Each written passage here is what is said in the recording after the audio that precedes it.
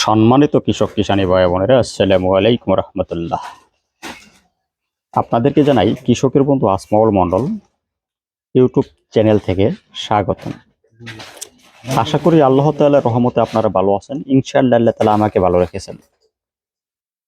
সেই সাথে আজকে আপনাদের মাঝে পাকিস্তানি রড মিনিকেট এবং সদ্য উদ্ভাবিত ব্রিটিশ কর্তৃক সদ্য উদ্ভাবিত 113-14 এবং ব্রিদান 108 সম্পর্কে কিছু গুরুত্বপূর্ণ তথ্য তুলে ধরব। পাকিস্তানি রড মিনিকেট যে দানটি, এই দানটি রড মিনিকেট দান সম্পর্কে আমাদের অনেকেরই ধারণা আছে। এই দানটা প্রতি 33 শতকে 28 থেকে 38 মণ, প্রতি শতকে 40 থেকে 45 কেজি পর্যন্ত ফলন আসে সঠিক পরিচর্যা করতে পারলে এবং ভালো ফলন ফলাইতে পারলে। আজকে পাকিস্তানি রড মিনিকেট ব্রিদান 113, 114, ব্রিদান 108 সবগুলোরই গুরুত্বপূর্ণ তথ্য তুলে ধরা হবে। সর্বপ্রথম আমরা পাকিস্তানি রড মিনিকেটের তথ্যটাই তুলে ধরব।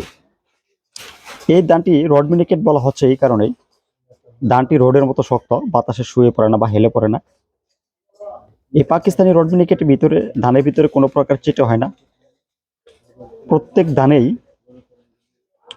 দানের শীষের গোড়া থেকে আগা অবধি পর্যন্ত পুষ্ট দানা হয় এবং দানের প্রচুর ওজন, রোডের মতো ওজন বিশিষ্ট। অর্থাৎ মুরগির বস্তাগুলোতে যেখানে অন্যান্য দান 48 থেকে 50 কেজি ধারণ করে, একই সম পরিমাণ বস্তায় এই দানটি 60 থেকে 65 কেজি পর্যন্ত ধারণ করে। এবং এই পাকিস্তানি রড মিনিকেট দানের চাউলও বেশি হয়।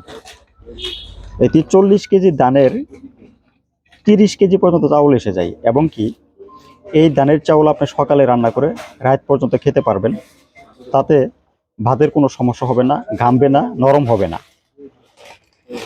এরপরে এর বাজার মূল্যও বেশি এবং এই রড মিনিকেট দানে কোনো প্রকার ব্লাস্ট ধরে না, বিএলবি ধরে না, রোগ প্রতিরোধ ক্ষমতা খুবই ভালো। তাই এখানে কীটনাশক স্প্রে করতে হবে কম, খরচ যাবে কম, ফলন পাবেন বেশি, দাম পাবেন বেশি, তাই বেশি লাভবান হওয়া যাবে। ইতিমধ্যে এটা সারা বাংলাদেশে ব্যাপক আকারে চাষ হচ্ছে এবং এটি প্রমাণিত। এরপরে ব্রিদান 114, এটি সদ্য উদ্ভাবিত একটি জাত, ব্রি কর্তৃক সদ্য উদ্ভাবিত একটি জাত।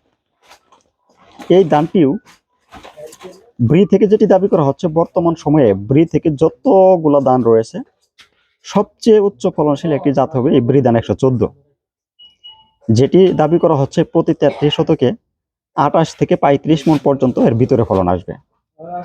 এবং 114 দানটাও আমি যতটুকু দেখতে পেরেছি, এই দানে ব্যাপক পাশ কাটিয়ে আসে এবং ধানের চিটের পরিমাণ খুবই কম, চিটে হয় না। ও এখানে আরেকটা বিষয়, আপনার রড মিনিকেট দানকে আপনি ফলন ভালো পেতে চাইলে আপনাকে সারি থেকে সারি দূরত্ব দিতে হবে 8 ইঞ্চি, সারির ভিতরে 6 ইঞ্চি, প্রত্যেক গুছিতে 2-3টা করে চারা দিতে হবে এবং সার দিতে হবে আপনার জমিতে ব্রিদান 29 লাগলে যে পরিমাণ সার দিতেন, অথবা আপনার জমিতে হাইব্রিড না লাগলে যে পরিমাণ সার দিতেন তার সম পরিমাণ সার দিতে হবে। আর ব্রিদান 29 যেটা, ব্রিদান এই রড মিনিকেটের জীবনকালও কিন্তু কম, এটা 28 এসে 2-3 দিন সময় বেশি লাগে। আর 114 যে দানটি, এটির জীবনকাল 50 থেকে 56 দিন, যা 29-এর চেয়ে 1 সপ্তাহ বা 10 দিন আগে আসে। আর এই দানটি একটা করে চারা দিয়ে, ব্রিদান 114 একটি করে চারা দিয়ে রোপণ করলে যথেষ্ট। এটির ব্যাপক পাশ কাটি আছে। এটারও সার ব্যবস্থাপনা ব্রিদান 29 বা হাইব্রিডের সমপরিমাণ সার ব্যবস্থাপনা করতে হবে। এরপরে ব্রিদান 108 যেটি, এটার জীবনকাল আর এই রড মিনিকেটের জীবনকাল এক সমান, দুইটা সাথেই আসবে।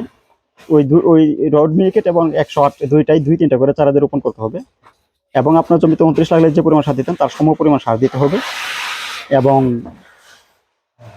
2 থেকে 3টা করে চারা দিয়ে রোপণ করতে হবে।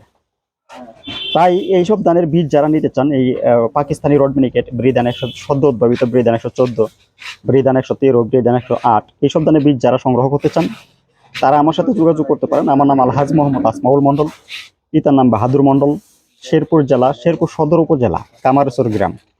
বাড়িটি হচ্ছে মণ্ডল বাড়ি, অর্থাৎ বাহাদুর মণ্ডল বাড়ি নামে পরিচিত। আমার মোবাইল নাম্বার হচ্ছে 01835504853, 01835504853।